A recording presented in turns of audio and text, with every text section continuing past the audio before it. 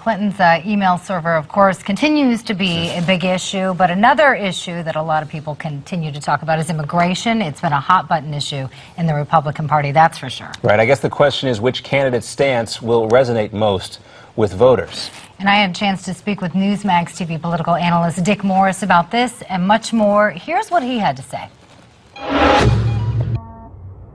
I think that this issue of amnesty is going to dominate the Republican Party electorate and the primary process. And you have an odd situation. You have Trump and Ted Cruz on one side, and you have Walker, Rubio, and Bush on the other side. Now, Bush continues to urge a path to citizenship. Rubio and Walker did so for a long time, and now I think they're backtracking. But they both supported, as did Bush, the Gang of Eight bill that set up a legal path to citizenship.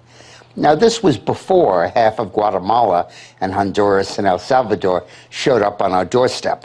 And we realized that the consequences of the DREAM Act amnesty were to encourage unlimited immigration. And that caused many to rethink their support of amnesty and to come out against it.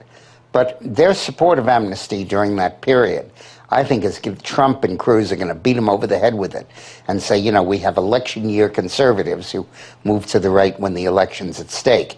And I think the Republican electorate is terrified of nominating someone, electing someone who turns out to be another John Boehner or another Mitch McConnell, someone who really doesn't stand up for the party's ideas. How badly has this issue hurt Jeb Bush?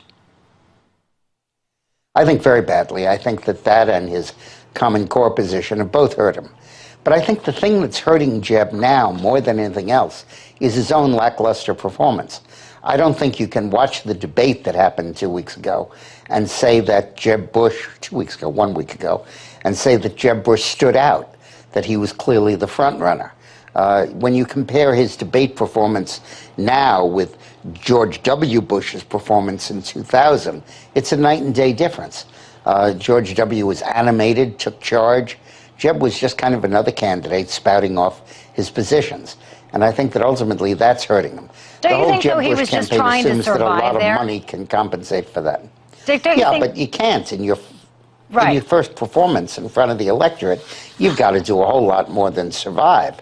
If you're the front runner, you got to take charge of that debate. And Trump did, but Bush didn't. Oh, so what do you think is going to happen during the next GOP debate? I think Bush will up his act considerably. Right. I think he's going to be much more forceful. And we'll have to see if that works. But I think that amnesty issue is going to become a bigger and bigger one. Because it isn't just an issue they disagree on. It's the whole future of the Republic. If all these folks are allowed to vote, and all of them vote Democrat, forget about winning another election. Well, and you keep saying that this election is all about basically insiders versus the outsiders.